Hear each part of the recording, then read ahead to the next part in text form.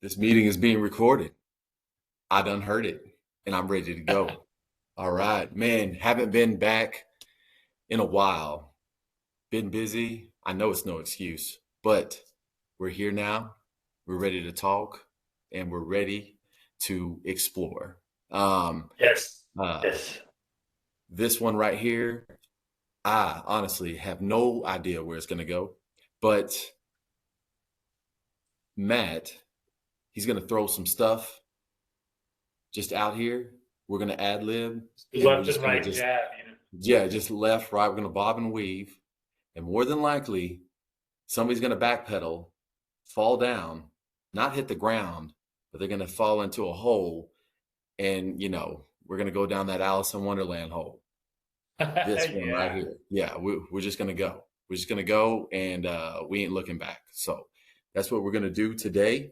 I hope you're excited because I am. I'm glad to be back on the video screen with my brother on the other side and ready to get into this. So without further ado, I'm gonna throw it over to you, my brother, uh, and hear what you got to say. Thank you. Thank you. Man, what an awesome intro. And yes, it has been a long time since we have gone on here and done this. Probably a couple months now, I'd say. Yeah. Maybe a little bit Well, longer, somewhere around there. yeah, I think that first one. Well, I believe what was right in the beginning of the year. Yeah. Yeah. Yeah, Yeah. exactly. No. Um, so sorry if I was looking up here and down here. You're down here, and I was like looking out towards the audience, like right at the camera. But Yeah. Yeah. if I'm looking down, that's like where you are. So anyway, Okay. um, no, I was just, I'm glad to be back in the saddle here, and obviously we'll try to make as many videos as we can moving forward. Obviously, life gets in the way, and we're busy with other things, but this is still very important to us, so we're going to keep it going, as much as we can. So what I wanted to throw out there today is something that I've been thinking of, and it actually ties back to our last video a little bit, because I know during that video we kind of gave what I might call New Year's intentions, where it's like, hey, this year I want to think about this, or I want to do more of this. Mhm. Um, and one of those things that I threw out there actually has already happened. Um, and I'll talk about that. I don't know if you want to call it a good thing or a bad thing or a neutral thing, but we can bring that up later. But what I wanted to say is, wanted to get your reaction to this statement here. Here's the statement. We are not this body. Okay. All What do you right. think of when you hear we are not this body, or you are not this body, or I am not this body? It's interesting. I was if I was a betting man, I was thinking, okay, is he going to say this or is he going to say he won the lottery? And I was almost sure you were going to tell me you won the lottery, and Oh man, yeah. yeah, yeah, I'd yeah. be quitting my job tomorrow. Yeah, okay, okay. We are not this body. Okay, my reaction. Um, I'm gonna kind of do what these other guys do. I'm gonna take like 5 seconds to just soak it in, and let me That's just think. fair. Yep. Okay.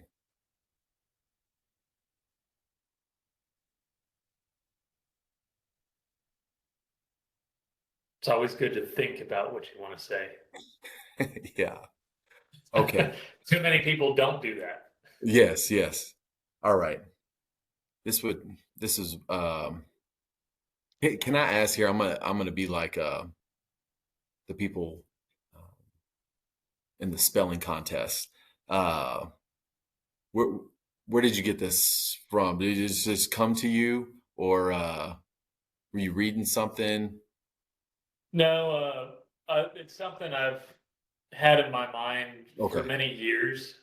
Um, but it's funny you ask, because the actual statement itself is something that I read in a Hari Krishna book, like probably 15, 16 years ago, something like Hmm. that. Um, and I'm pretty sure it just said, "I am not this body," and it like wanted you to meditate on that statement, "I am not this Hmm. body." But Hmm. ever since that time, I've always like had that in my mind. Hmm. Um, so yeah, there's a couple things that kind of sparked that. But I'll let you go, and then Okay. I'll get into that eventually. Okay. All right. Well, I mostly agree with that. There are some things that I've thought about this as well.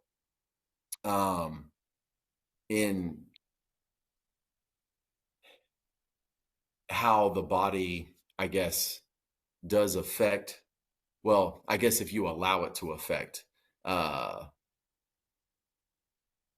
in here. Um, but here, let me start off on we are not the body. So on that, um, why I mostly agree with it is because I feel this is a vessel, and uh, you know, not even like who I am, but just the being within is just uh, this is the card I was dealt, the body I was given, and possibly after this uh, round of cards, I'll wither away, I'll be gone, and I'll reincarnate, and I'll have another body of another sort and another lesson to learn in that journey. And all these are just compounded uh, events and journeys, so that uh, the being can become, I guess, more wise, or be able to get to a certain point to where you know we are not reincarnated, and we go to the next level, I guess. Um, but it was said to me at one time that somebody that I knew said, you know, at one point in time in lives before, you know, we had crossed paths. In the next life, we'll cross paths again. But maybe instead of me being your friend, I'll be your mother. And, and you'll be my son, or, just a friend, or somebody I just pass on the street, and we have some kind of connection there. I don't know, just different role plays and stuff like that. Um, and this flesh and blood is just it's just a vessel. It's an avatar. Um, I've uh, I've tried to go down that road in some types of meditation, of experimenting with that thought myself, um, and just keeping that, as maybe I'm going out throughout my day, because it's fresh, in here, and I'm keeping it. Uh, the one thing about it, though, where I say I mostly agree, and again, I'm just talking through this, is um, I actually had some thoughts about this. It's funny you bring this up now, because about a week ago or 2 weeks ago, I don't know why I was thinking this, but um, if when somebody goes, like, they have Alzheimer's, right, or dementia, or they just totally forget, like, who they are, right? I mean, I guess you could say, I don't know, is that a bad thing for us because we're in our minds, and but with, like, I don't understand it. Like, are they totally in their mind now, or are they getting closer to the singularity? Or the one that has the lobotomy, that's just a shell of themselves, are they truly, they totally wiped out the mind, and now are they closer to the singularity because they're just a zombie now, you know? And but why I bring this up is I guess it kind of got to me. And I want to say like scared me, but I was just like, man, you know, if if they can just wipe you out, you have a brain injury or something, you just done. Um, like like is this real? Is this the the singularity real? Like you exist no more. You know what I mean? Like you're gone. Like your awareness. I mean everything. Uh, like you won't even be able to meditate or anything. It's just you've kind of went back to infant stage, I guess. And when I thought of that, yeah, I did. It kind of affected me a little bit because I was like, man, is this? I hate to get morbid on this, but is this it? After is the, there ain't no singularity, there ain't no nothing. It's just, it's vominos after this. It's done. So so then I was starting to feel like, okay, there might be a little bit of connection here, um, because back when I was sick last year, it was really affecting me, and I could not. It was affecting the chemicals up here, and it was it was affecting how the being can even be in this world. You know what I mean? Like it just, Yeah.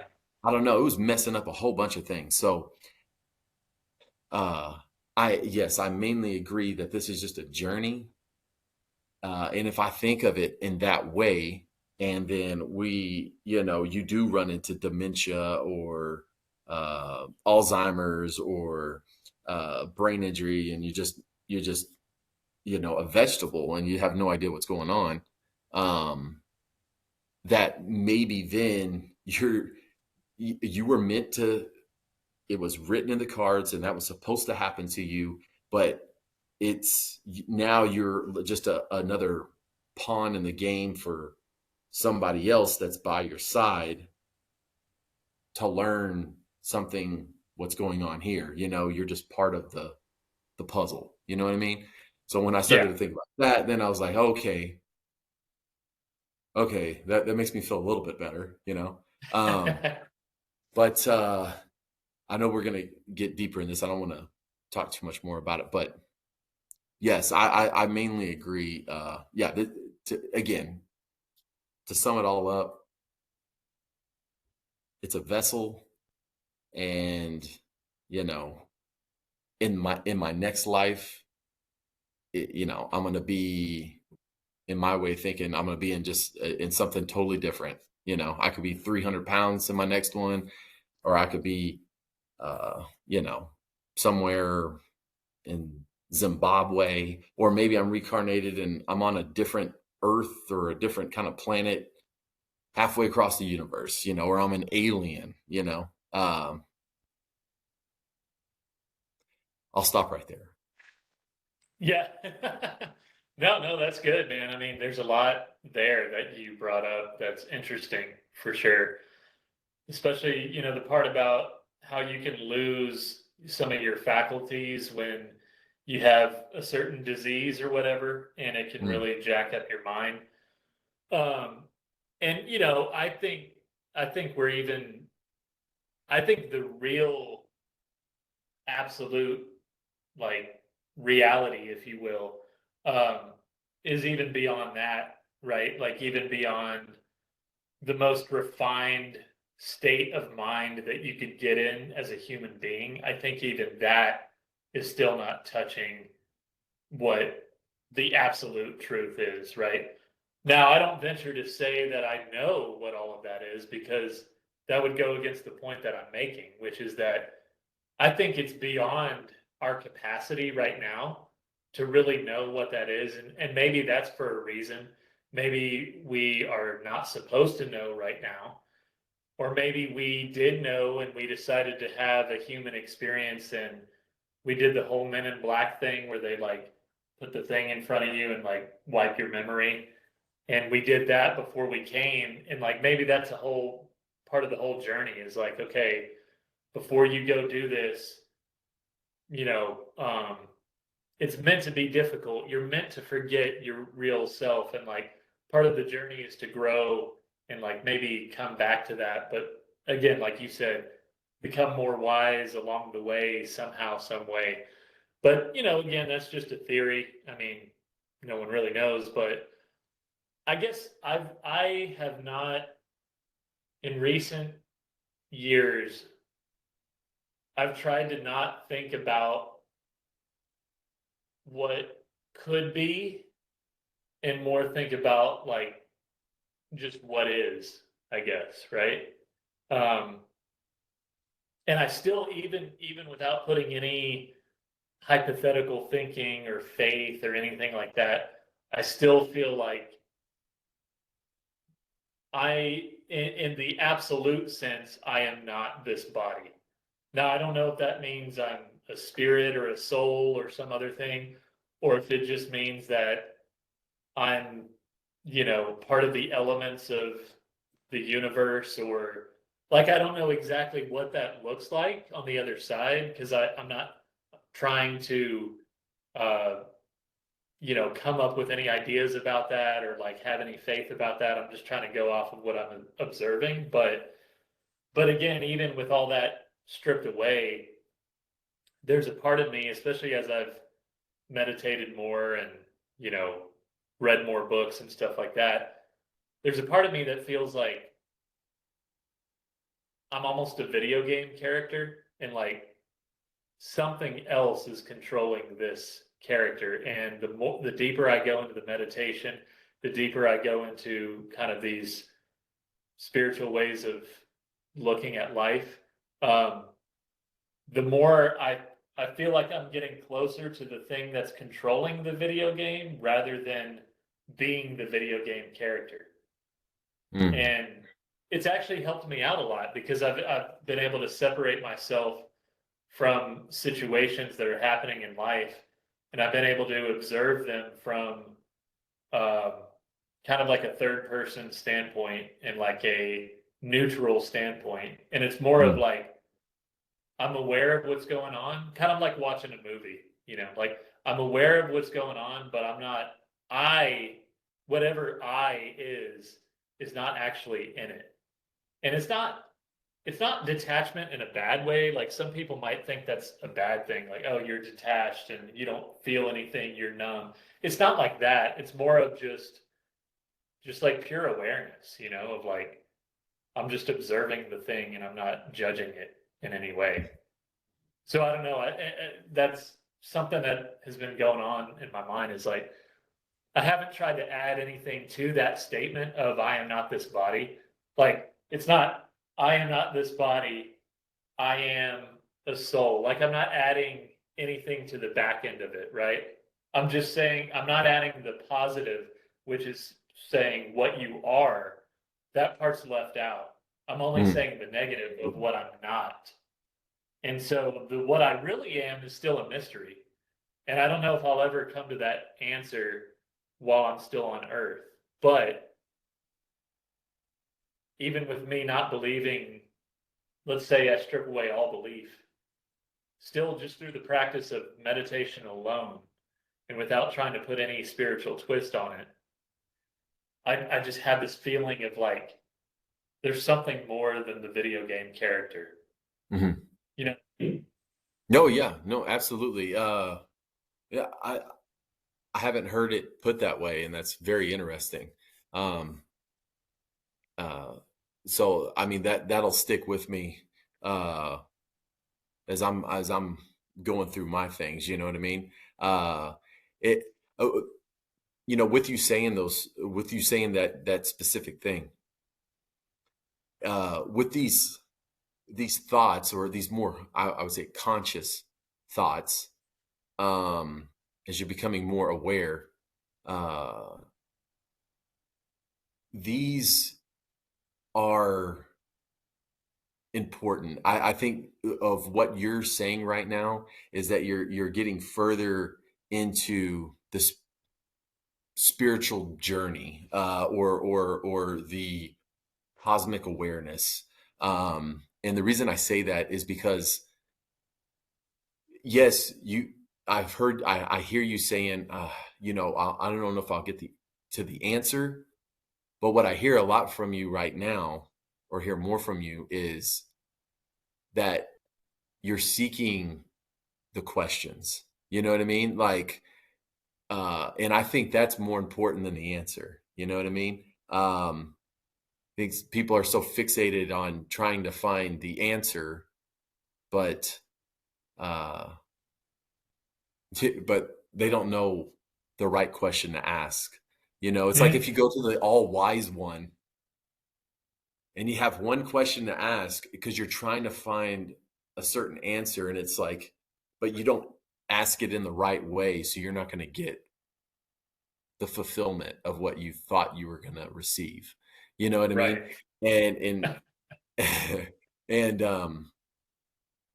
so I think that's very important, and to you'll and noticing that in others, in their journey, is, they'll start to come up with these really cool questions. You know what I mean? To really make you to think. And and I also believe that on these questions, so these questions that are arising in you, as when you get into a deep meditative state, if you it and I heard you say this too, of having that thought or that question linger as you're going into a deep meditative state, and you're like almost like pondering on it as you're getting deep, and there's something into that. uh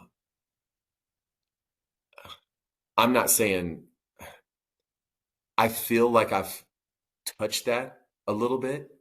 Now this is the wrong way to do it, but at times, this is a couple years ago, when I would sip on whiskey and stuff. That's why I say it's not the best way of doing things.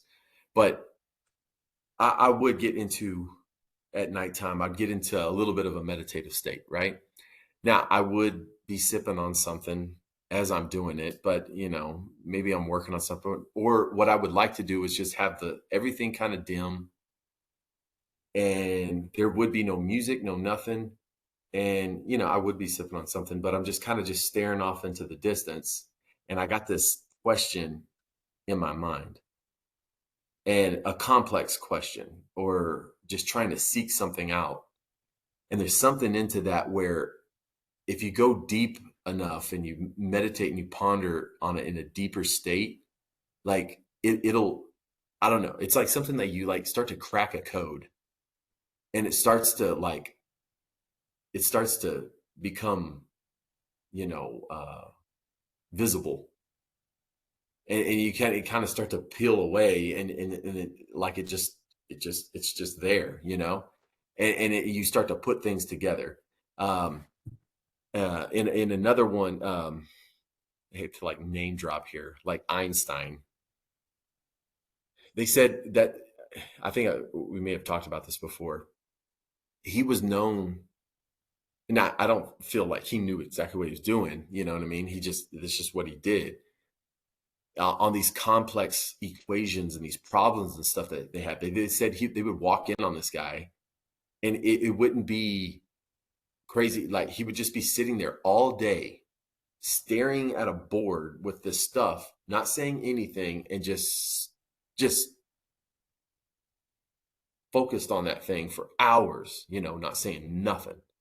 And and they say, the next day or week, whatever, like he figured it out, you know what I mean? And like nobody else could. But maybe because they were busy up here, and he was able, not like he had any practice. It's just, I think it's just kind of how it's just how he was chemically balanced, how his chemicals were. Is just he just naturally could just get into that. And I really do think because he was able to do that, that's how he was able to do the things that he did. You know, I think I'm not saying it was solely that, but I think it extraordinarily helped him out to figure these things out. So with you Yeah. saying that, I think, man, I think you're on the right path of of getting deeper and finding meaning. Mm. No, yeah, for sure. That's interesting. I never knew that about Einstein, actually. Yeah. Now, he has said some very interesting things regarding, I don't know if you want to call it like the spiritual way or whatever, but I guess he has some pretty meditative like quotes that he said that are interesting, actually, Mm. that I think are pretty cool. But I'll have to look those up again. Yeah, I think another thing that's helped, um, and I mean, I would encourage everybody to do this, is trying to sit longer. And I'm not saying every day, like my daily meditation routine is probably like 20 minutes a day. Um, but I do go to a monastery here every week and I'll do like maybe an hour to an hour and a half straight. And that's definitely a ride because man, and some days are better than others. Like there's been times where I've like just been completely grounded and like solid as a rock and like didn't move for a whole hour and a half, and it was like there wasn't much thought at all, and I was able to just really go out there, whatever that looks like. And then there have been other times where I've just had thoughts like going on the whole time, and I'm like, man, I'm going nowhere. I'm just spinning my wheels for, an hour and a half straight, not getting anything out of it. But I think you do actually get something out of that, even though it may not seem like you're getting anything out of that. Um, you're still going through that exercise and training yourself. Like it's kind of like playing a sport. You're not going to win every game, right? But as long as you're out there playing, you're getting better. Mhm. So, even if you have a meditation session where you have thoughts flying all around your head the whole time and you're just following the thought trail, wherever it goes, and then you finish your meditation and you're like, well, man, that was pretty bad. I didn't really do anything there that seemed productive. But I mean, at least you sat down and did it, and I think that in itself is good because you're still training yourself, even if it wasn't a perfect, how we might label a perfect meditation session.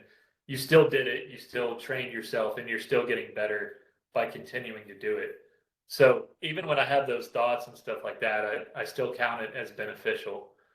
Um, but another thing that happened that I was going to bring up that made me think about this recently is, as you know, my grandmother passed away.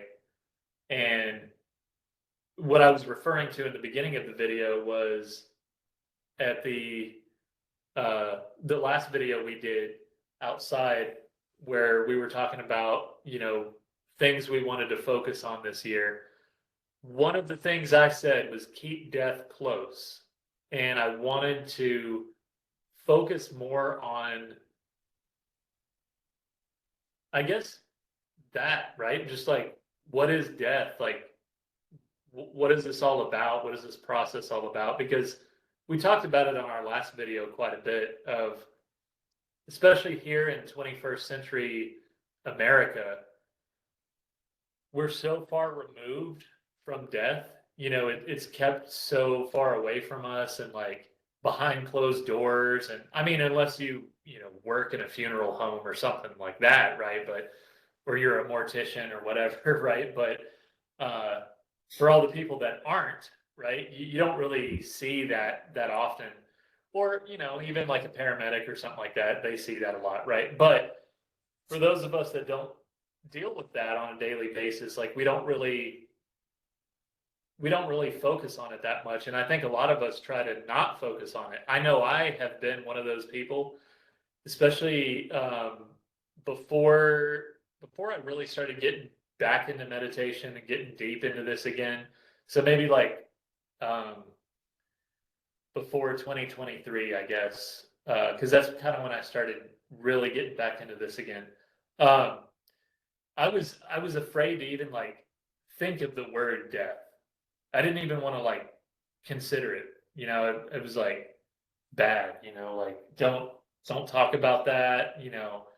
And I wouldn't even want to say somebody died. I'd want to say they passed away or they moved on, or I didn't even want to say the word death at all in any Mhm. way, shape, or form. And it was like it was fear based.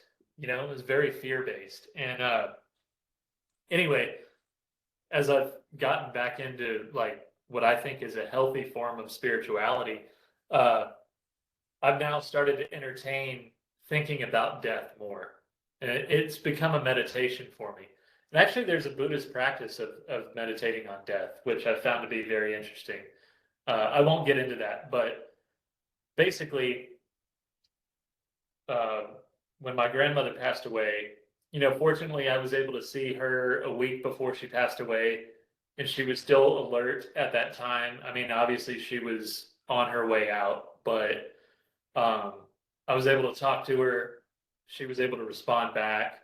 I was able to tell her, how much I love her and how much I cared about, all the times we spent together. And, I'll always cherish those memories. And, we got to have a good moment together. So I was happy for that. And then, I got the news of her death, and, um, I knew it was coming. So I was okay. I was like, hey, this was expected. It's all right. Um, and then there was the visitation, where the family all comes together and your loved one is, at least this is a practice here in the US, right? Um, and not everybody does this, but some people do. Your loved one is in the casket. It's an open casket, and you're able to see them, lying there, and the family is kind of has a little reunion, and they all come together and talk. And you kind of, I mean, yeah, you may have already said your last goodbye while they're alive, but you're kind of saying your last goodbye to them, to their body, right? And I wanted to go there obviously to honor her. That was the most important thing, is to honor my grandmother and to be there with my family, to console everybody there. And obviously, um, just reunite with people I hadn't seen in a while and stuff like that. But the most important thing was honoring her in her life. But at the same time, I was like, I was thinking this. I don't want this to sound like it was too selfish of me, but I was thinking this is going to be the perfect time to meditate on death, because I am going to get to see a dead body right in front of me. And I'm going to get to look at that and say, that is going to be me one day. And I can just meditate on that.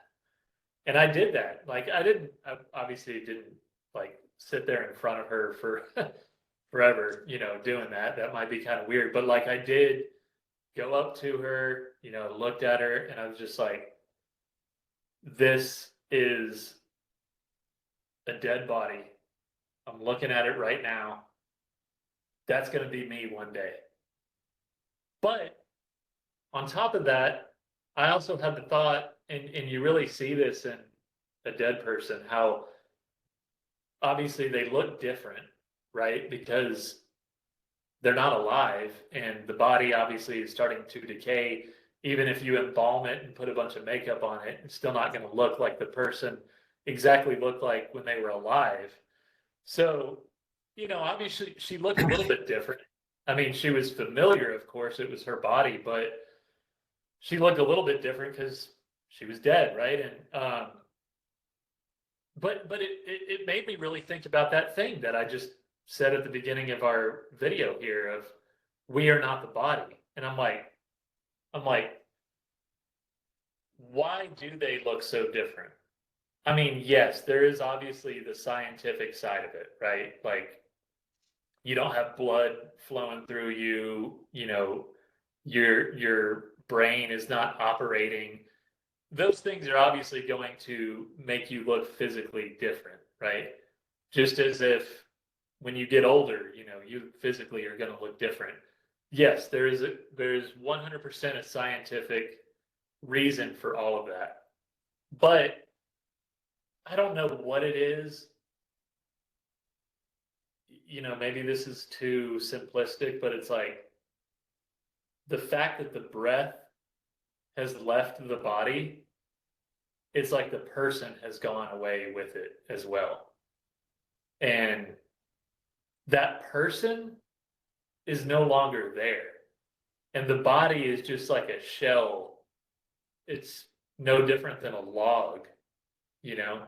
Um, and so when I was looking there at the body that my grandmother had inhabited while she was on this planet as we know it, um, I did not see that as her. I saw that as the body, right, that she had inhabited, but I did not see that as her. Now, again, I didn't make any um, statements about where she is now, right? I mean, obviously, those statements were made, people were saying, oh, she went to heaven, or, she went to be with Jesus, or, all these things. And, if people want to say that, that's fine. I I wasn't there to say any of that. I was just there to say one thing I feel like I do know is my grandmother as a person is somewhere else. She's no longer in that body. Where she is, I won't try to say. But, so it made me think about that statement more, how much are we really that body? And like you said, yeah, it could be the complete 100% materialist view where you're the body until it dies and then you're nothing. But I don't know, I would venture to say that we do go on in some capacity. I don't know exactly what that looks like, but I think we go on in some way. I don't know. What are your thoughts? Yeah, I yeah, that was good. I was enjoying your dialogue there. It was insightful. Just trying to just take it all in. Yeah, as you were talking, um, I was thinking about language and how we talk and say that person over there, right?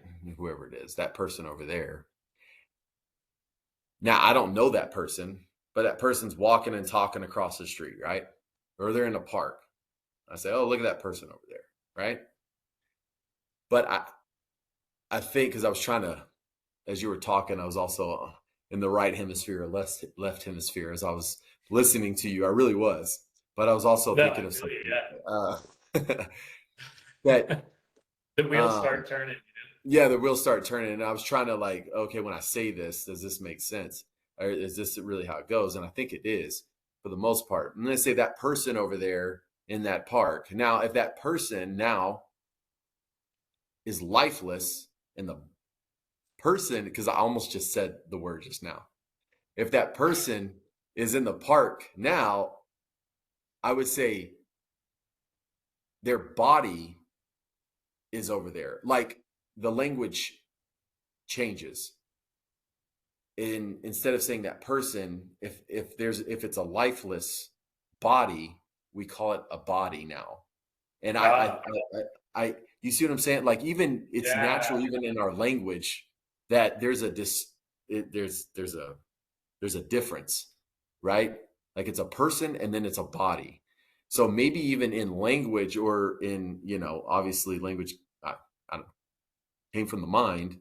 If the mind also knows something, because Mhm. the mind is attached. I mean, it is all cohesive with right now with the I think right now it works with the being, or the being that the mind is the being's tool. I would think the mind would know something with it being closely attached, Right. uh, and knowing that, okay. And as you were talking, I was like, yeah, maybe that is something. Maybe that's a clue of that there was something in there, and now it's not there anymore. You know, and that's why the language changes on it. Um, That's uh, really interesting. so I was thinking of that when you were talking, and then uh,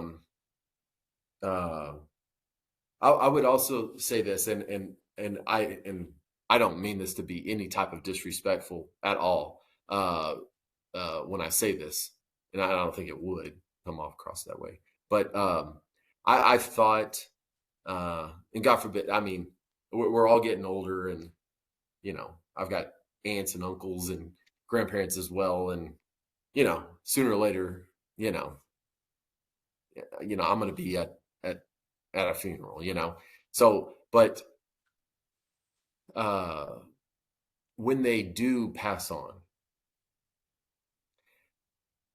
whomever it is, I feel that once they cross over, and again, I'm not going to say where that is or whatever, but that they are closer to the singularity of whatever that is. But I feel that if I go into a deep state, that I could almost be right there with them again Mhm. because they are a part of this whole thing. When they were here, it, the being was, depending on their conscious level, and their awareness, that if they weren't far on into the spiritual journey, that maybe the only time you could be with them is with that vessel, right? But Yeah. now that you're not in the vessel, now you can be with them anytime you want, you know? They're not bound by the body anymore, you know? It's freedom. Now, like I can be with everybody all at once, you know? Yeah. Um, so I think there is a connection there of, and all right, I'm going to say this, and this is going to probably sound messed up, but I don't mean it to sound this way. I just like, maybe if there was somebody that, a loved one or somebody that was close at one point in time, and they're really struggling, maybe on drugs or whatever the case may be, right? And you hear of saying, man, you know, the end's probably coming for him soon, and you think back of, man, we used to kick it as kids, or maybe that was my sibling or something like that, and those are the only thoughts that you have, you know, and saying, if they do end up crossing over, whenever they do, I finally get to be with them again. You know what I mean? Now, I know that sounds totally selfish, and then that comes off as like, okay, I hope they go ahead and like hurry up to do that so we can be together again. But I don't mean it that way, but it was, I've thought of that as well of, you know, um, if this happens, um, maybe it's not such a bad thing at all, um, they're free. They're free, and I Yeah. can visit them whenever I want because I'm I've been lucky, or in the cards, or maybe through perseverance, we have found an avenue, a pathway of what we would say enlightenment, consciousness, awareness, to where we can tap into that and we know that, we can be with our loved ones at any time, whether they're here or free of the body. Um, and that's special, you know. Um, so those are the two things I was thinking about. But yeah, that language thing was the first thing that came to my mind because uh, Yeah, that one's interesting. yeah, I never thought about it that way. yeah, yeah, it's How just we just automatically do that. yeah, it switches, you know. Because for instance, like if a kid were to come back like, oh my gosh, I saw a dead body over there. But if it was a person, they would just say, hey, I saw, I saw a person over there. Or Right. I guess you would say somebody, but it's a body, it's the language changes. You know what I mean? Yeah, Um, it's more personal when it's alive. And then when yes, it's dead, there it's you more go. like an object. An object, yes, there you go. There you go. Exactly. Yeah. And even I think even at a young age, it's automatic. It's just an object now. Yeah, that's perfect. Uh, yeah, And yeah, so if we were to take that as true, just the fact that we're not this body, right? We won't try to go into all the other things that could mean, right? But if we were to just take that alone as true, um, I wonder what implications it could have on our life now while we're still alive, right? Because, like I was saying, to be able to step outside of a situation, um, well, so it's like what we might call ego death, right? Where you're no longer attached to this thing right here. So, if somebody says something about your body, right? Like we'll just use that language for right now. If somebody says something that typically would be hurtful, right, to maybe somebody who's like really, attached to the body or engrossed in their body or believes they are 100% their body and nothing else, right? If you say like, oh, you're fat or something, right? That could be offensive and that could hurt that person's feelings. And I'm not saying that's not hurtful to say, but for someone who is detached, then it's like, well, you know, that doesn't affect me at all, right? Okay, yeah, I mean, the vessel, right, that I'm using to navigate this world might be a little bit larger than some of the other ones, but I mean, it's not me, right? That's not who I am at the core of my being. Um, and I mean, even from a materialist point of view, I think you could still think that way. But it just that's what I'm really trying to get at, right? Is like because I've wasted a lot of time, I feel like in the past of thinking about hypothetical things and what could be out there, and then I'll like think one way for a while, and then I'll be like, oh man, I don't really know if I believe that anymore. And then I'll think another way for a while, and then I'll be like, well, this is kind of bullshit. And then I'll think another way for a while. And then I'll swing back and forth between these different beliefs. And then I'm now starting to get to a point where I'm like, okay, that's a little bit, I mean, for me, this is just me talking, right? That's a little bit of a waste of time because you're never really going to have all the answers while you're here on this earth in this body. Instead, what if you were to focus on something that could make a difference right now, right? And like, all right, well, what do you want? What do I want right now? I want to be a better person. I would like to be just overall, right? Generally speaking, I would like to continue to be better and better every day. You know, a more loving person, a more compassionate person, a more wise person, blah blah blah. So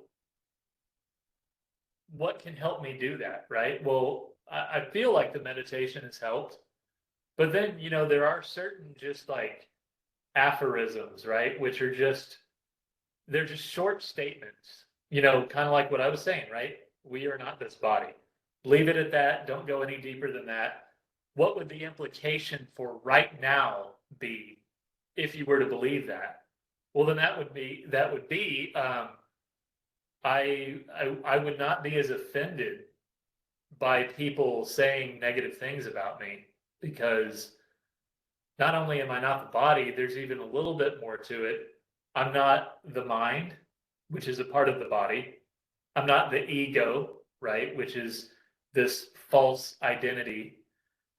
I am something much more than that. I am connected to, the cosmos, and I'm just like a wave in the ocean, you know? Um, but with that being said, I've started to ponder that more and try to use that more in my daily life. And it's helped me to, I think it has helped me to become a little bit more of a better person in a way, because I don't get as angry when somebody, says something. Like I literally, I feel like I've gotten to the point, and I'm saying this because I hope it helps somebody else, right? I'm not saying this to be like, oh, look at, how far I've come. Like, that's not, I'm hoping that someone else can get something out of it, right? Um, Now I've started to like get to the point of where I'm just observing things at a very like, um, how would I say it?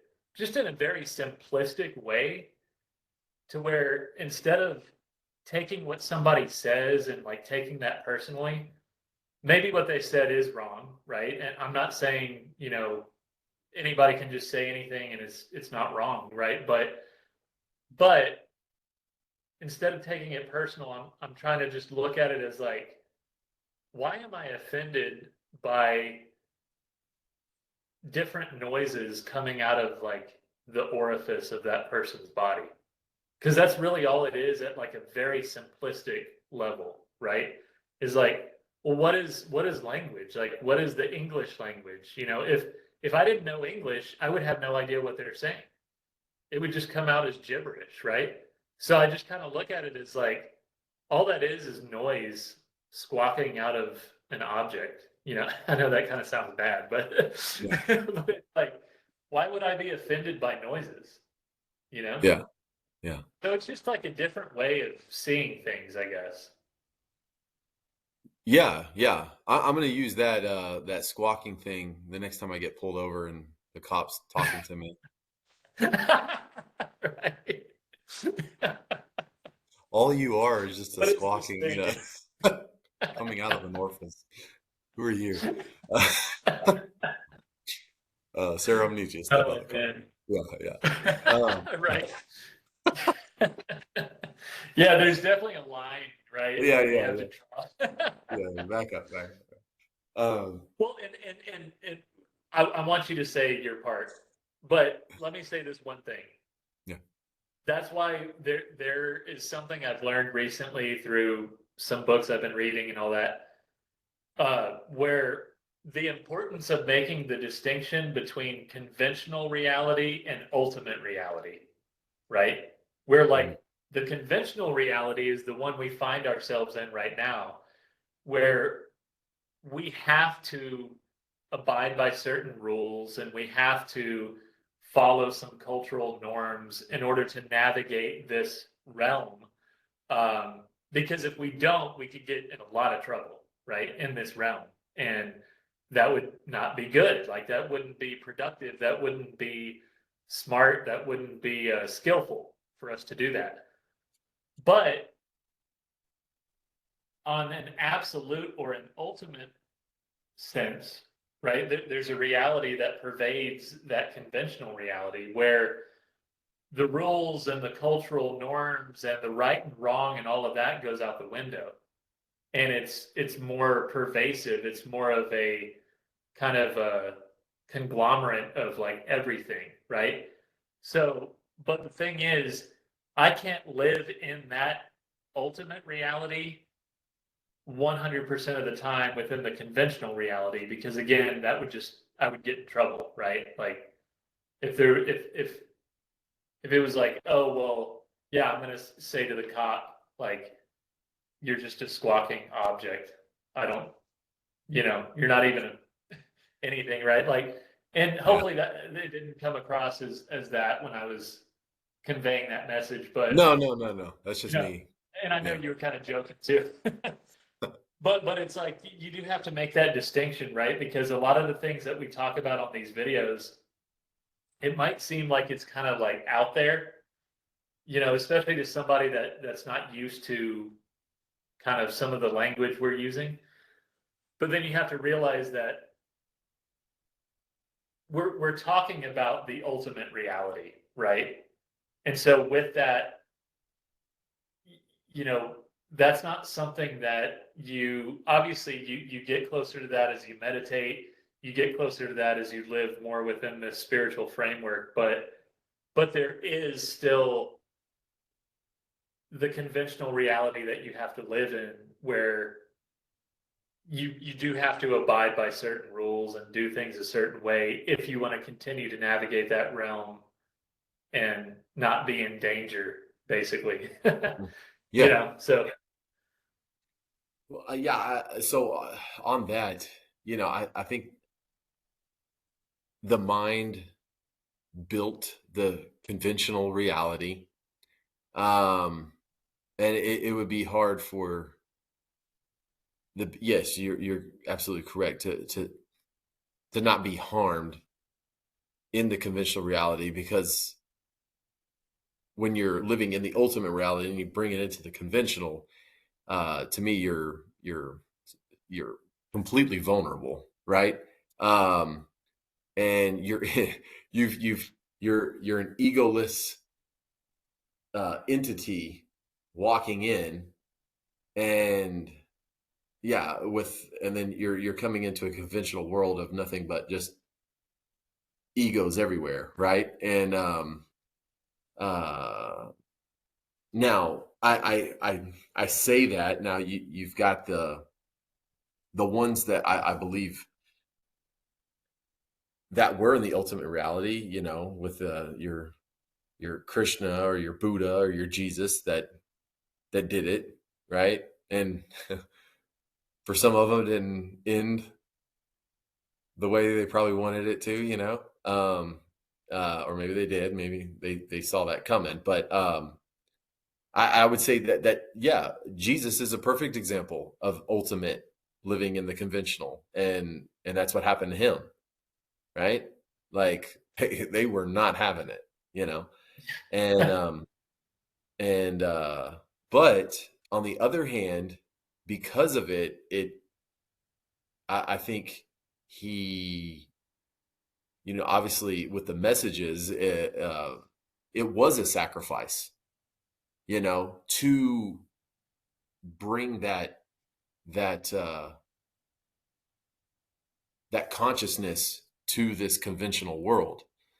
Um, to try to, I am going to sacrifice myself to spread this message to as many people as I can, so I can save as many people as I can, and I get yeah, that. Um, uh, but yeah, when you were saying, "Hey, I am not the body," and I'm going to leave it at that.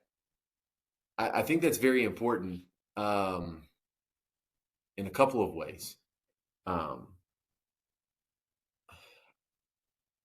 I'll go back to a monk. I'm not going to just say whatever monk, but just a monk. A monk's going to kind of tell you, more or less, in short sentences and short words. He's going to be really to the point, right? He's not there to explain S to you. You ask him a question, and it's going to be pretty dry, right? And And I would expect that, and the reason being is because after that, if you need an explanation, the being doesn't need the explanation. Your mind needs the explanation. Your mind is Ah, going, well, I need the answer. Again, I need the answer. The being needs the question. It's, it's, so it's in that to where, they'll only give you so much because you have to take the journey, to figure it out, maybe the blunt can start you on a question, uh, and it's going to lead you to other questions, but it'll hopefully lead you to a path. So yes, I keeping it short and just saying what needs to be said. For instance, I mean, you could say exactly what you're saying, and I guess kind of we're doing it right now, but we're doing it because we're talking through it. Uh, but you can be at a party or a get together, and you can say these things, and these, you know, sounds bad. These unconscious beings or less aware people, they're going to sit there and ask you more and more and more questions because they're trying to figure out what you're talking. Well, what does that mean? What do you mean by that? And they want you to explain. That's what they want you to do. And the ego behind them is either trying to let you explain so much to where they can find something that's wrong and then just totally just shut everything that you just said down, because they don't understand and they're afraid to admit that they don't understand. So again, they'll just the unconscious mind will just fall back on, I'm just going to find some intricacy, to find something that doesn't sound right, and then I'm going to hone in on that and just discredit everything that he just said. This guy's a wacko. Um, but yeah, language is a funny thing. The more I think about it, it's just like I think language fouls us up more than anything. yeah. Um, uh, because I was thinking, a little bit before when you very first started talking, I forgot exactly what you were talking about, but I know you're talking about the body and thing again. Again, getting into language. When you say, "Hey," somebody's thinking of something, they step outside the office and they're talking to themselves. They say, "Hey, man, what are you doing?" "Oh, I'm just talking to myself." That unconscious being just said that they are talking to their self. So there's two entities there. Hmm. Even the mind knows there's two entities. There's got to be the mind knows something.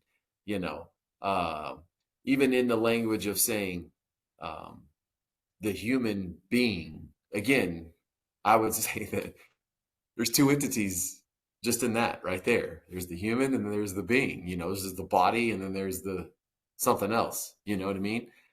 Uh, so I think indirectly, where that language came from, there is some type of connection to the being, and I don't know, maybe that's just bits of illumination of truth in there, or some clues, just in this language that we have. Uh, that you could fall on and find these little things, uh, to become more aware or spark a question. So, yeah, That's it, it's, interesting. it, yeah. I never thought of that before, actually, about how we use language that way, you know? Mm-hmm. And um because you get so used to doing it, you take it for granted and you don't really think about it. But if you sit there and think about it, then yeah, it it's like there are two entities there. Or when you I say, never thought about it like I, I need to clear my mind, you know, it, it, indirectly, yeah, you're stating two different things. Um, Now the Yeah, unconscious would just think that those two different things are one, but the conscious would know that there's two, right? Yeah, that's very, really interesting. Yeah. yeah, yeah. See, now that opened up a whole other world. uh, Yeah, yeah. there's this video. Let's see. I wonder if we have time to watch this or not. There's definitely a video that I'm gonna link it in the description of this video here. Um, it's from a Buddhist monk. His name is Thich Nhat Hanh. He's no longer living, but he has a lot of great videos online. And there's a app you can get on your phone called the Plum Village app, and a lot of his talks are on there. But he has something that's kind of similar to what we're talking about here. It's called Realizing Nirvana. Um, and it's like a 6 minute video or something like that. But I guess we don't have to watch it and like reference it now, but definitely you need to watch that. I'm even going to go watch it again after our talk tonight, and everyone else out there should go watch it because I think it's interesting in the sense of there's kind of similar language to maybe what we've been saying. I think he does it in even a much more eloquent way than I've been able to put it or whatever. But it kind of leaves you hanging a little bit, right? Like it it gives you a sense of something more, but then it doesn't go any further than that, you know? And so it's almost like what you were saying, right? Where like they point the way, but you have to go figure that out for yourself. And, you know, that could look different for you than it does for me. And that's Hmm. fine. And in fact, you know, this makes me think of another thing. Have you ever done research into near-death experiences at all? Uh, that's not something that I normally go to on a Friday night, but um, what'd you do over the weekend? Well, I researched. Um, Right? no, I wouldn't say I haven't researched that, but I have. It is. I have watched videos, and I'm say like YouTube videos, just things. I'm like, oh, this is interesting. Let me watch this. I I won't say much about it, but it the videos I have seen of different people with those things, it very interesting of what they say. It is, yeah. And one of the things that I found to be interesting about those, I've researched them for years. I Mhm. first started looking into this in 2007, and I've been continuously looking at it. Um, and I don't want to go too deep into this. You know, people can go research it on their own if they want, right? But one thing that I found that's really interesting is yes, you can draw some similarities between different people's experiences, but there's also a lot of differences. And everyone has their own unique experience. And I found that to be so interesting. And like, you know, because the way that we think of, and again, it's a near death experience, it's not a death experience, right? No one has fully come back from death. I mean, these people, you know, they may have died anywhere from 30 seconds to, 10 minutes or something like that, right? And a lot of times it's like a cardiac arrest type of thing. But there's these, I mean, wild otherworldly experiences that they go through. And in some ways, it's kind of similar to the psychedelic experience, although there's some differences too. But again, um, while you can find some similarities between stories, you know, like the tunnel of light that people go down, or like meeting, relatives that have passed away, things like that. Yeah, there's some similarities, but everyone has their own unique experience. And then, it makes me wonder the way that we've always thought about like the afterlife, right? Hmm. I think that we as humans have always thought about it as a very static thing, right? Of like, okay, it only is going to look this way based off maybe what you believe from a religion or something like that, right? Like, this is what the afterlife looks like. Like, if you're Christian, it looks a certain way. If you're Hindu, it looks a certain way. If you're Muslim, it looks a certain way, whatever. But one of the things and one could argue the legitimacy of near-death experiences, but let's just take them as legitimate for the sake of conversation. Um, the fact that people have their own unique and different experience leads me to believe that maybe, let's suppose there is an afterlife, maybe um, it's a lot more dynamic than we think. Maybe it's what you need to see and not what someone else needs to see, right? Maybe it's unique to your person. Um, I don't know. Like, I don't want to get too deep into that, but again, because I don't want to get too hypothetical. I want to keep everything very simple. But I just found it to be interesting in the sense of like, I think life is a lot more dynamic than we believe it to be, and it's a lot more interesting than we might think on the surface. I think if you like, for instance, quantum mechanics, if you've ever looked into that at all, right? There's this whole thing of like, and I'm going to botch this. I haven't looked into this in years, but it's basically like um, atoms, right, will form into maybe a shape or something like that. But they only form into that shape when something is observing it. The moment that the other entity is not observing, they do something different.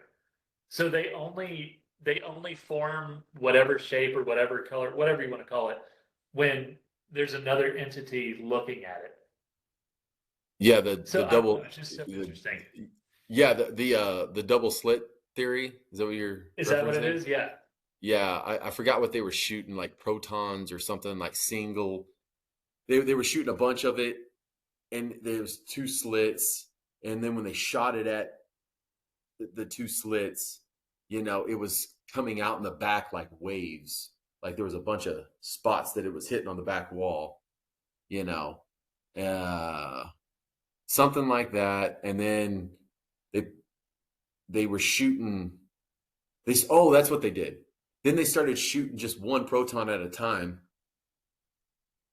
and it was coming out in waves.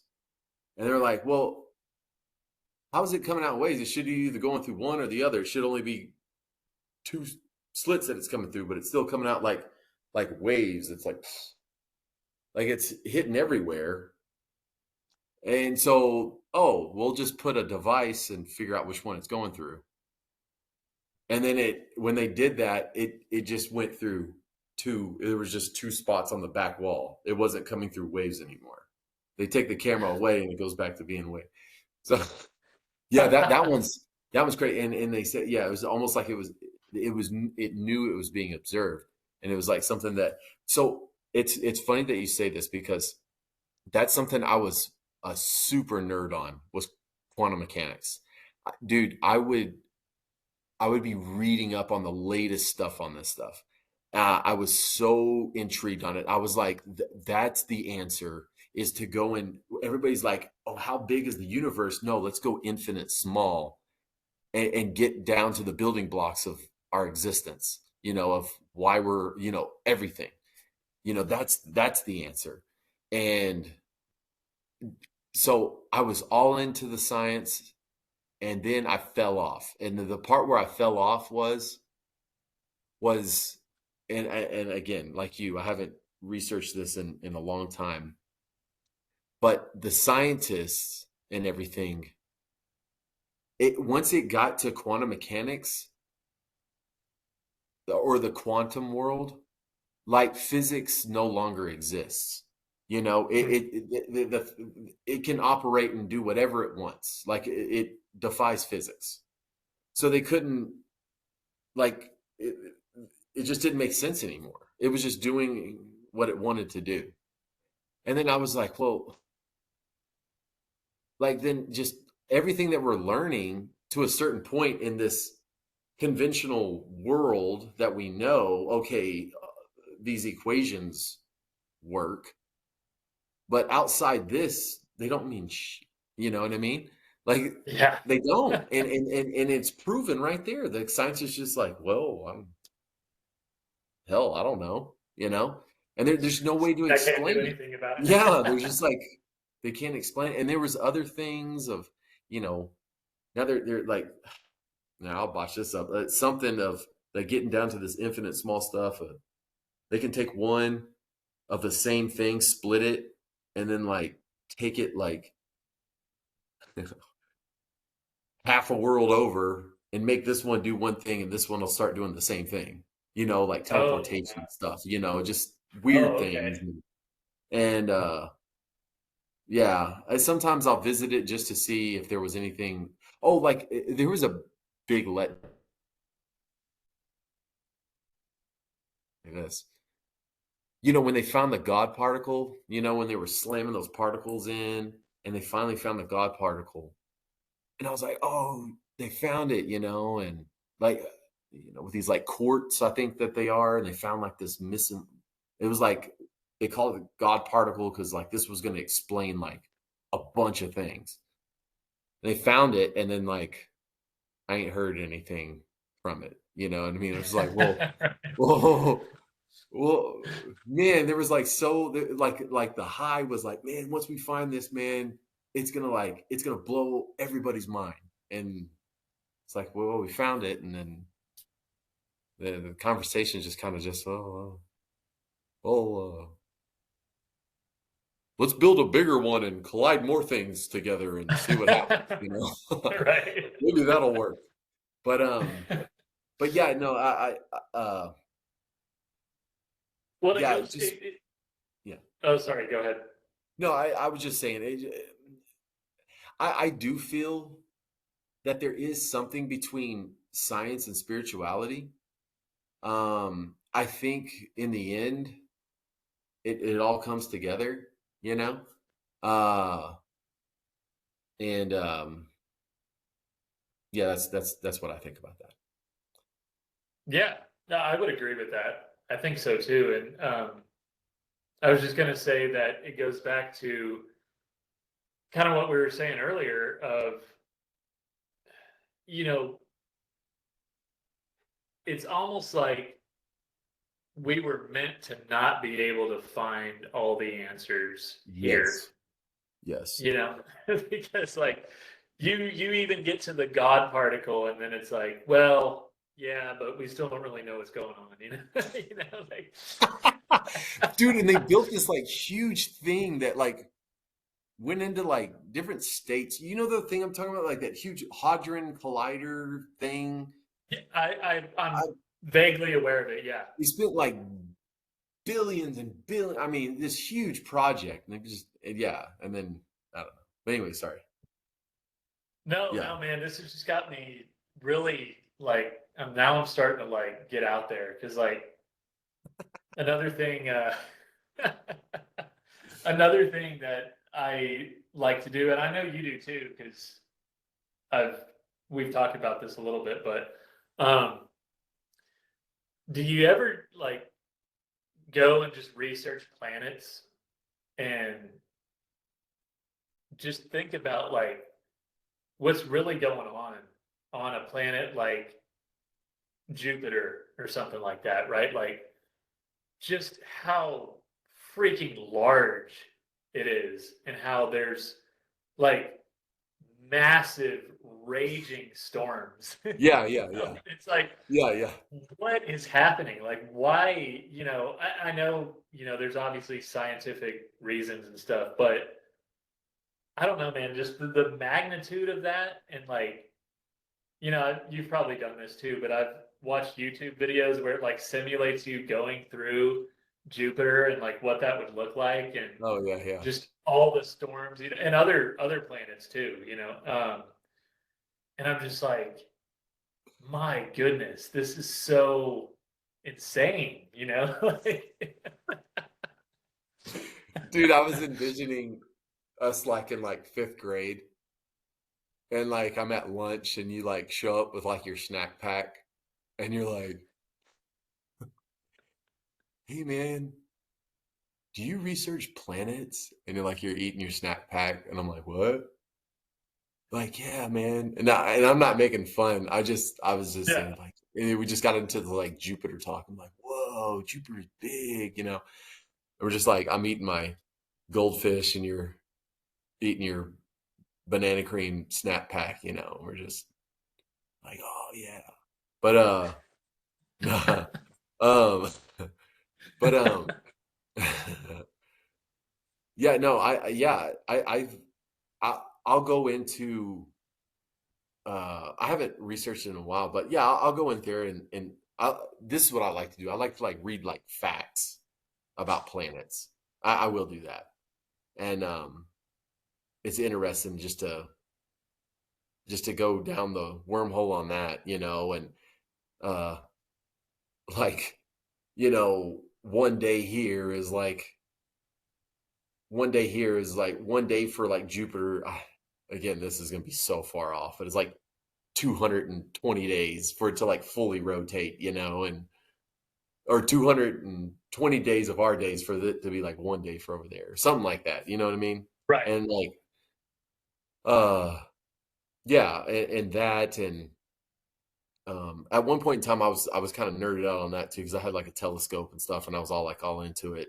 I still do like it, but getting into like uh, the galaxies, and then the stars, and then and then getting into what do they say, like there's more stars in the sky than grains of sand on the earth, and just mind-boggling things. And yeah, and then getting back to what you said, like we're so infinite small compared to everything. Like it would be, yes, to me it would just seem um very ego of the mind to say, yeah, I should know what's going on right now with everything. Right. Uh, you know, like, yeah. So, um, Especially if you look around our solar system, and we can't find any other life as far as we know, right? I mean, yeah, there's theories that maybe it could be on moons of a planet or something. Like, I think Europa was like one of them they've talked about, but still we've never. Oh, did you have something on that? yeah. No, no, no. I remember this. And it's funny that we were talking about this just real quick. Last week I had said something. I was researching atoms. I was, and There we go. yeah, just You're like, actually, I was in this last week, man. yeah, I was actually in this last week. Um, uh, and the funny thing about it was like I was researching, and the next day I was at a job site, and like all the people that were around me only spoke Spanish, so I was trying to tell them in Spanish. Oh, Um, cool. no, I'm totally messing with you. Oh, But okay. no, like, That'd be awesome. um, yeah, like yo hablo on the internet. Uh, but no, okay. So on in the atom, get this. This is how crazy it is. So the space between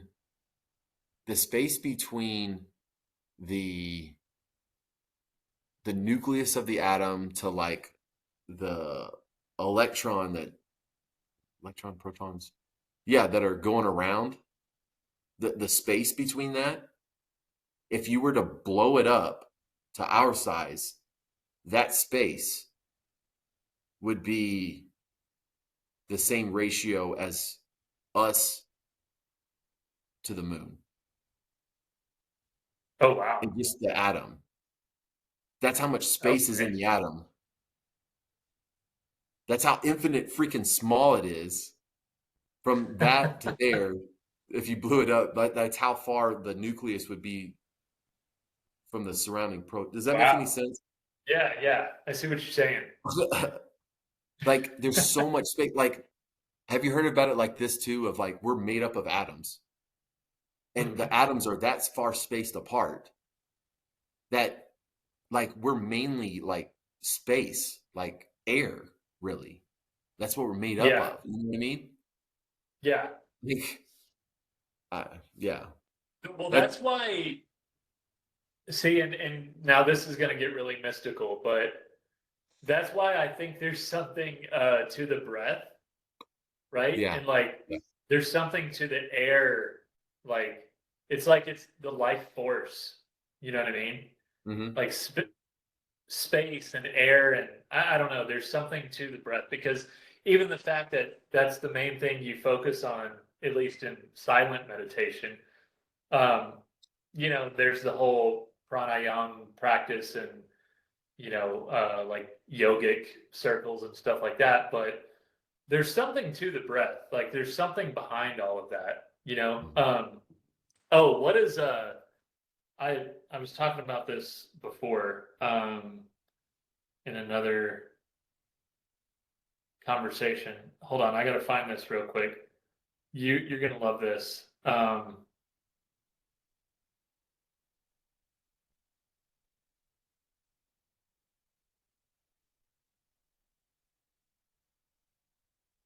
Depending on how fast I can type and look it up.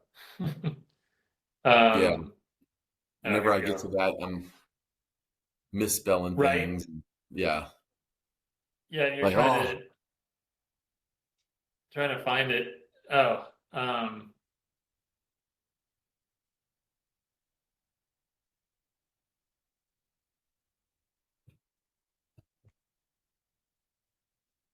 well, as you're looking for that. Yeah. I mean, it's yeah. all that's like super, super interesting. I mean, yeah, I used to go down that stuff a lot. And it was man, I loved it. I mean, I would have it on my TV all the time. The new like documentaries on the Science Channel, uh, like exploring the planets and just all kinds of stuff, man. It's really cool stuff. It's so interesting. Yeah, Yeah. it really is. It's just mind blowing. So this is a Kriya yoga master that I watch on YouTube sometimes. His name is Yogi Raj Gurunath Siddhanath. Uh-huh. And I guess this is like maybe his um, tagline, if you want to call it that, right? He says, humanity is our uniting religion, breath is our uniting prayer, and consciousness is our uniting God. Yeah. What was the I first just one found again? that to be interesting. Humanity is our uniting religion, breath is our uniting prayer, consciousness is our uniting God. Yeah. Yeah. And it reminded me of that because I was talking about the breath and just the importance of the breath and how he says breath is our uniting prayer. Yeah. And it just makes me think on a different level because I'm like, there is really something to that. And then of course the other parts of it that he says too. But um, there's a lot of talk about the breath within, you know, um, like the Dharmic religions, like the Eastern philosophical traditions, and it might come across as kind of mystical, with the whole breath being like the life force, and like, if you learn how to control the breath in certain ways, you open up different channels within your body and whatever, right? Yeah, some of that can get kind of mystical, but I just, I don't know. I like, that's kind of what I thought of when I was talking about looking at my grandma, right? Is like, it was like once the breath was gone, it was like the life was gone. And then you were talking about the space and the air and like how we're made up of this. And I don't know. I'm probably making a connection that isn't really there, but there's got to be some. There's, I guess what I'm getting at is there's more to all of this, right? And that's kind of the reason why we even started this channel, and really why we even started talking back in the day, because there's so much more. Here's the conundrum. There's so much more to all of this, yet there's still nothing we can say about it. Like there's nothing we can really say about it as long as we're in this form. Um, and you can experience it. I feel like you can touch it, like you were saying earlier, like, okay, yeah, in certain meditative states, I've like maybe touched the tip of the iceberg, like the very tip, like kind of grazed it a little bit. Yeah. But, but I think the experience goes much deeper than that. And here's the crazy thing. I think that even the most refined and deepest experience we can have as a human probably doesn't even come close to whatever that absolute reality is, you know? Right. Because another thing I was looking at, now I know we're starting to get long-winded here, but um, I've really been trying, see, and here comes the ego again, right? Trying to understand, and maybe that's the problem, right? Is that I'm trying to understand what I shouldn't. But you know, um, I've been attending a Buddhist temple for a while now. Um, it's a Theravada Buddhist temple, so it's very focused on like the traditional Buddhist way of like studying the suttas and like the teachings of the Buddha himself, and like very traditional style. So anyway, the Buddha talks about no self, and I think we've talked about no self before, and then he talks about what isn't self is the five aggregates, and then there's the six senses, right? And the senses are smell, sight, sound, taste, touch.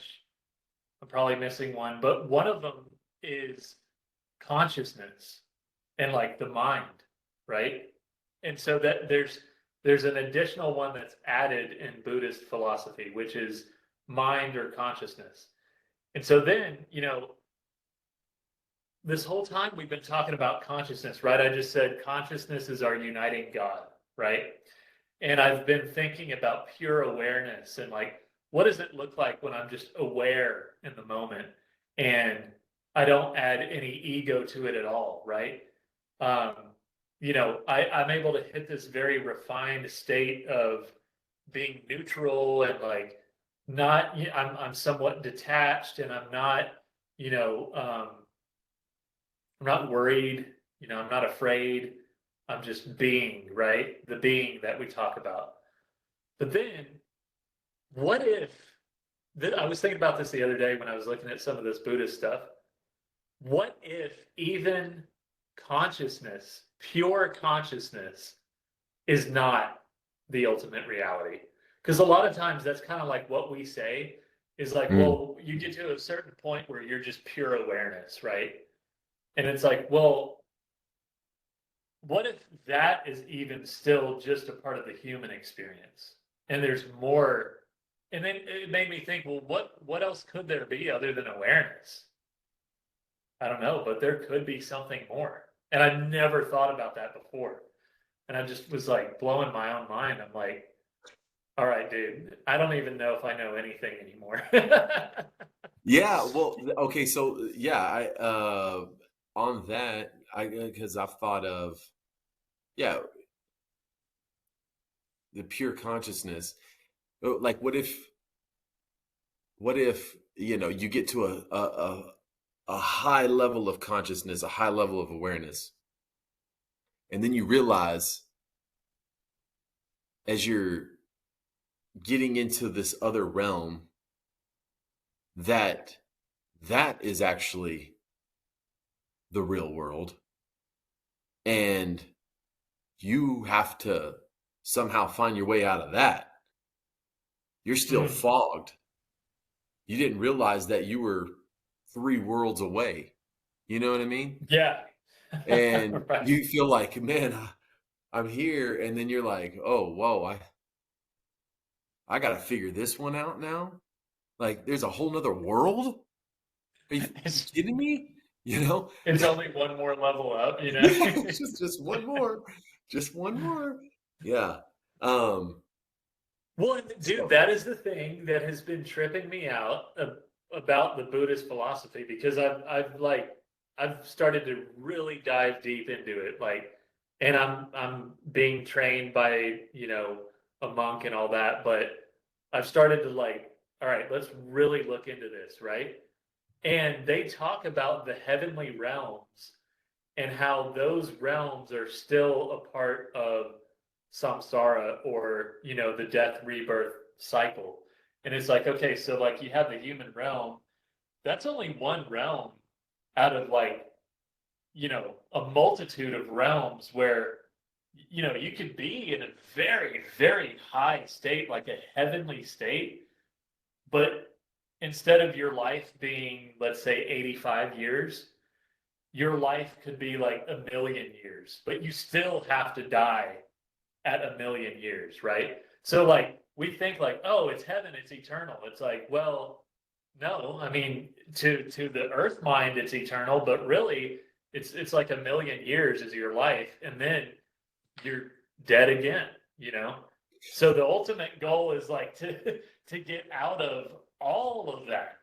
Like, yeah, and it's like, and then it made me think. I'm like, oh my, dude, there's way more to this than I've been thinking about. Like, because growing up in the Western world and in a Christian world, it's like you're human, you die. If you believe this, then you go to heaven, and heaven's eternal, and that's it, right? And yeah, I never thought of there being multiple heavens and multiple layers of reality, and even those, although they may be very like spiritual and very high and very refined and very pleasurable, even those are not completely eternal. And like eventually, if you really want to awaken, you have to get out of even that yeah, to go. And I was yeah. just like, I was like, what the fuck is happening? Yeah. Okay, so a couple of thoughts on that. So what you're talking about, it reminds me. I'm not saying like verbatim, but what came to thought in my mind, and it is getting like spiritual into like science and stuff like that. Is I don't know if you're familiar with string theory. So this is something that like Michio Kaku had like I believe he's the one that really promoting this. But the string theory is just an infinite amount of universes, infinite amount of worlds. Uh, and like me and you are having this conversation right now in this present universe or whatever we call it. Uh, and in the next universe, just right over there, and I say right over there, like way another universe away. Uh, we're having this conversation, but instead of you having that 1845 hat on, I have the 1845 hat on. And your ball. But there's an infinite amount of And you're both. variables, you know what I mean, of us doing, you know what I mean? And so it's just in every type of way. So uh, and then, in my mind is thinking about these things and, pondering, saying, okay, if something were to happen, if that was true, and then I'm saying this because of these. Now, this may be getting a little bit, not together here, but with the heavenly worlds and stuff like that. But getting into if there was an infinite amount of worlds or realities, um, where if I didn't like something in my life, or I didn't like how something was going on, could I vibrate a certain way? Could I manipulate something a certain way and then go over to that one over there? You know what I mean? Does that make any sense? Like I'm not changing. I can't change anything that's happening in this world, in this universe. But if I vibrate and I jump over to that one, maybe that one, so and so didn't die, right? Or I got what I wanted in that one. Now there's caveats in that one too, you know what I mean? But um also even thinking that if this was your universe, you will live out a long life. You will never you won't die prematurely. Uh this universe was just here for Matt. Everyone that else is dying and stuff like that is just because we're in your universe, but I might have another universe where different things are happening, but I would never die. And it's just meant for me to just to be and live and learn. I know we're getting into this, it's like pot smoking conversation, but uh, but yeah, into that heavenly world, the one thing that I would ask, well, I wouldn't ask the monk this, but I would be thinking is about, okay, who who put this down? Who wrote this? And did they, and whoever did, how did they come about this? I'm not saying that they couldn't figure this out, but were they at such an awareness or deep state, super conscious to where they could figure this out? Now, the one thing that goes against that, and it's just something that we've kind of said recently, is that language would start to become obsolete once you get to a certain stage. Like you can't talk about it anymore. You know what I mean? It's just impossible. Uh, unless somebody got to a super, super out there state and that was just them trying to convey it in words. You know what I mean? But it's not even close, you know? Yeah. It's just all that, it's just the best that they could do to explain it. That now that could very well be too. Um, but yeah, I want to read up on that a little bit more. I want to research that. That's interesting. Um, but yeah, I guess get just to sum what we're talking about up is that it's just there's so much out there, and it's yeah. I mean, yeah, you really can. Yeah, I remember sometimes just getting into a wormhole and almost sometimes becoming scared. Just because I'm like, what are we doing here? What is this? You know what I mean? Like, is this just some Right. game? Like what is going on? And nobody can tell me what's going on. Are we all freaking mad? Um, like what? Are we just some sick experiment? I mean, you start getting into that stuff, and then you're just like, oh my gosh, like I Dude, just need to go to sleep. I'm just picturing you like randomly like knocking on somebody's door and they answer and you start asking all those questions. Just asking them, just what are we doing here? We need to experiment. They're like, oh god, you know. Right. Do No, and it's then they true. come Yeah. they come and get you, you know, and they take you off to the padded room. They're like, "Oh, Mr. Thomas, you're back." You're like, "What the? What do you mean I'm back?" You know? "Oh, you've Right. been here. Yeah, this is your 20th time being here." I'm like, "What? Oh, you know, where's the cyanide?" Um, but yeah, Well, and I think one of these conversations was long overdue because, you know, we've had these talks many times before off camera, yeah, but I know that we have talking about our channel together off camera. We're kind of like, how long is it going to be until we kind of go into one of those rabbit holes and everyone's like, what are we watching here? You know, so yeah, you know, it's bound to happen that we're eventually just gonna go down this path at some point.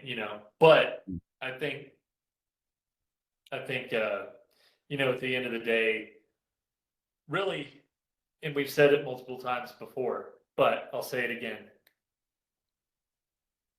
We're doing this because yes, we get something out of it, but hopefully somebody else will get something out of it. And I gotta say, just a little bit of my own story, very brief, very, very brief. Um, we've all had ups and downs in life, but a couple of years ago, I just felt like I had fallen off in a lot of ways. Um, and because it was like maybe 10 years ago, I was kind of thinking the way that I am now, right? And I was feeling like I was getting somewhere. And then a couple things happened in life and I fell off and like all that changed and I went down a different path and I felt like I lost something. I lost some beautiful thing that I used to have. And then it wasn't until a couple years ago that I started to slowly kind of get that back a little bit. And now, having, gone through the meditation practice every day and, talking things out on this channel, even though I know it's been a couple months since we've been on, but still, it's been helpful talking things out here and, reading different spiritual books and stuff like that. I can honestly tell you, and I'm not just saying this. You can ask my wife if you don't believe me. There has been a visible change in my life since I have, started to do these things and like consistently practice them. And it's taken a long time.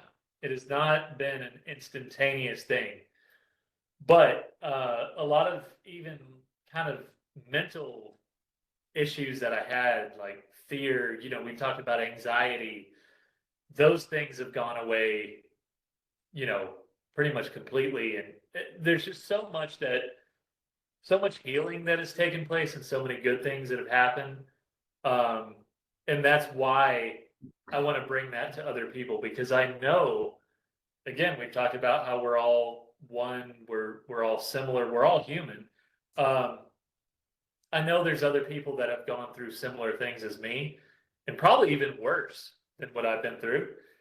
And if I can give them a little bit of hope that, they're not at the end of the rope, um, there is somebody out there that cares about them. There is somebody out there that's willing to talk to them if they ever needed that. Um, and there is somebody out there who has struggled in similar ways. Again, I don't know your story, but I'm I would bet that we could find some similarities, and Josh could find similarities and all of that, right? Um, for me to come out on the other side of things I've been through and say that I'm doing great and life is awesome and I'm happy. That's big. I mean, I feel like that's a big win. And if I can help somebody else get there, and if I can give a little bit of that energy to somebody else, then that would be awesome. That's what I want to do, you know. Yeah. So that's kind of what all this is about. Yeah. I know it can No, kind of yeah. go like in a weird direction, but that's really what it's all about. For sure. For sure. Well, that was beautifully said. Again, man, I just been soaking it in from you. Uh so not even just from our last video. Well, yeah, from our last video to now is again, we haven't done this in a couple of months. Uh I can, and I'm not saying this like I'm sitting anywhere, but like I can tell in how you're talking that you're in a different place, you know? Um I can it's just it emits off of you, and your uh everything you're saying is more clear, you know what I mean? Like it's they're not just words anymore. Like each word has meaning behind it. You know what I mean? Hmm. Because it's coming from somewhere, from deep. Um, uh, and I can hear it. So no, um, everything that you said, man, that was beautiful. I mean, I can't. When I say something, it's just gonna pretty much be saying the same thing that you just said. Yeah, for for anyone out there, this is everybody's, like Matt said, everybody's going through something, or going through something right now, or has gone through something. They're still, dealing with things, and it's usually a war in between your ears. Um, but there is a way out.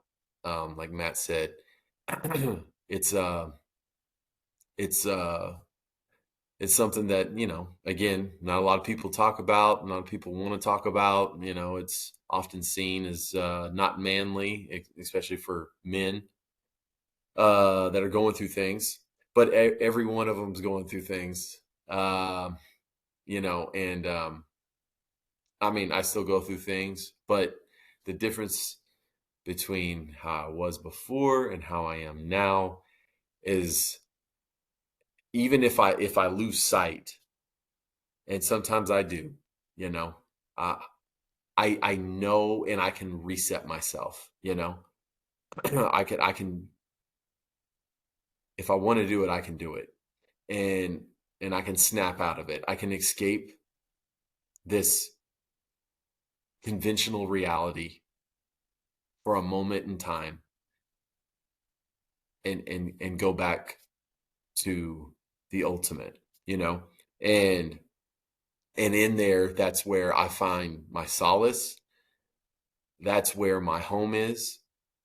Um, and I know that now, before, again, like all of us before, I feel most of us, we're all trying to find home, you know, and sometimes we can physically go home, and there is something to that, to where it kind of resets you. But what happens to the millions out there that don't have that home to go back to? And I'm not saying that that home that you have is the answer, but there's something to it, and there's a deeper meaning to it. So I'm just saying, just because you have a home doesn't mean, it's going to make everything go away. Uh, but in a deeper sense, there is a home, and it's in it, what I call the real world. It's that is real, and you can escape anything and everything immediately, like that. And it starts just with a couple minutes of just, you know 1 or 2 days out of the week, just sitting in silence, and like Matt said, and like it was told to me when I was going through my stuff. Hey, it could be however long it took to get to this point. That's how long it's gonna have to you're gonna have to work it off. But you can do it, but just it, typically it doesn't happen like that. And you're gonna have to put some work into it. But you start to put some work into it, I guarantee you, just like Matt said, you will start to notice differences, and you'll start to uncover things. And then that day will come where you'll look at yourself in the mirror and say, "Damn, man, I don't want to waste this life." Like you'll have energy to get up in the morning, and just like Matt said, I found something, and I want to give it to someone else, because this is this is real. Like there ain't nothing fake about it, you know. And people could tell me about it, but I had to find it. And when you find it, that's what makes it real, because that it is. Um, so uh, that's why we're doing the channel. That's my personal reason of doing it, because I feel like I have found something, and it's made me a lot better. Still trying to get better, even better and better. But yeah, hopefully we can reach out to one or a lot. Doesn't matter. But that's why we're here. Absolutely. Yeah, exactly. Yeah, and I'll throw it out there one more time that we do have our email address on the channel, which we do check. And so, if you are out there and you feel like you have no one to talk to, I mean, we're open to that. Just throwing that out there, because I mean, it can get pretty dark out there. You can get to where like you feel like you've got nowhere left to turn, and yet maybe somebody said something on the internet, and that was like the one uh chance you thought you had left, and maybe that was the one that saved you, or whatever. So I'm not saying that we're anything special. I'm just saying, we're out there to lend a helping hand for anybody who needs anything. But with that said, I think we've definitely gone down the rabbit hole that you had mentioned before of the Alice in Wonderland spiral. And Yes. it was a good time. And I think we'll probably call it for this video. But Josh, thank you for your time here. And thank everyone else for tuning in. And look, I'm gonna do the YouTube thing. All right. Don't forget to like and subscribe. Yes. No, but Yeah. no, hey, if you like it and you want to see more, you know what to do, right? I don't need to tell you what to do. uh, all right. Yeah. But do you have Hey, anything else you wanted to say, or? no. You summed it up beautifully, and thank you for your time. And yeah, we'll try to be myself included, be a little bit more consistent, getting these things out and just having these conversations.